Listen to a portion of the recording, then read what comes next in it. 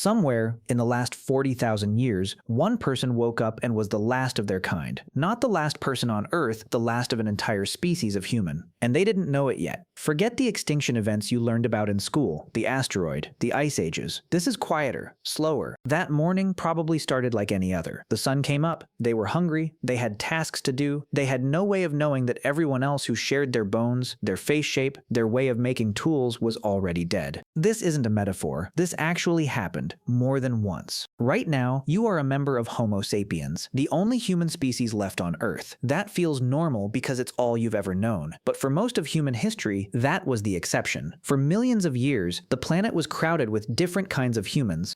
At least 8, maybe 12 distinct human species. Some overlapped with us. Some watched us arrive in their territory, and every single one except us ended, which means every single one had a last one. Take the Neanderthals. Stocky, strong, big noses built for cold air. They lived across Europe and Western Asia for over 400,000 years, more than twice as long as Homo sapiens has even existed. And around 40,000 years ago, their population began to collapse. And here's where it gets stranger. For thousands of years, Neanderthals and Homo sapiens lived side by side. They met, they traded, they fought, and they had children together. If you are of European or Asian descent, roughly 1 to 2% of your DNA comes directly from Neanderthals. Right now, inside your body, there are genes that were last carried by a living Neanderthal 40,000 years ago. You are walking around with pieces of a dead species coded into your cells. That feeling you get sometimes, the sense that you don't quite belong in modern life, that your body was built for something else, that's not just in your head. Some of those Neanderthal genes affect your immune system, your hair, your sleep,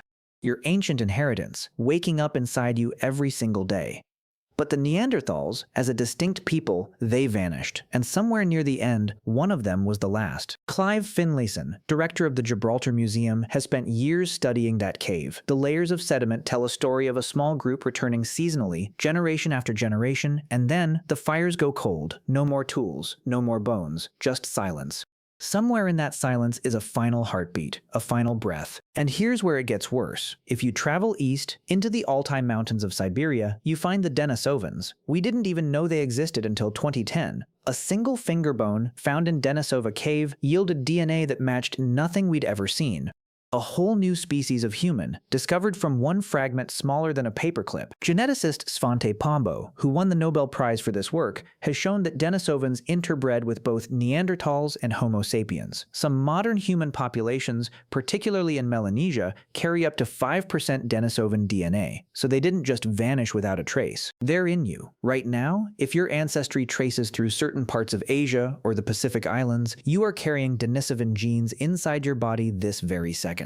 Adaptations for high altitude, for cold, for surviving things your conscious mind has never experienced. Then there's Homo erectus. They lasted nearly 2 million years, longer than any other human species in history, longer than we've been around by a factor of almost 10. They spread from Africa all the way to Indonesia. They made tools, controlled fire, built shelters, and then, somewhere around 100,000 years ago, the last Homo erectus died, probably on the island of Java, the final member of the most successful human species to ever walk the Earth, alone on an island with no one who looked like them anywhere. And the small ones, Homo floresiensis, the hobbits of Flores Island in Indonesia. They stood barely over a meter tall. They hunted miniature elephants with stone tools. They lived in isolation for hundreds of thousands of years.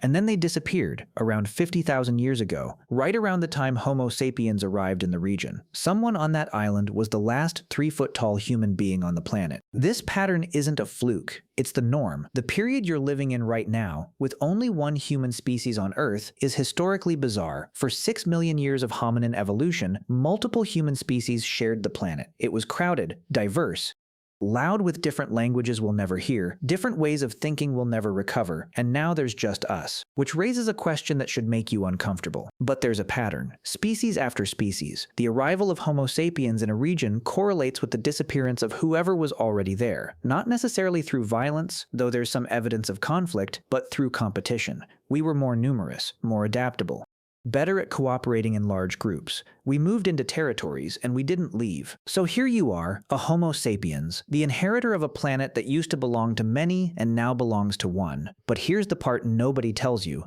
That lonely last Neanderthal in Gorham's cave? That final Denisovan in the Altai Mountains? That last Homo erectus on Java? They're not just characters in a story, they're your family tree. Not metaphorically, biologically. Their blood is in your blood. Their genes are operating inside your cells.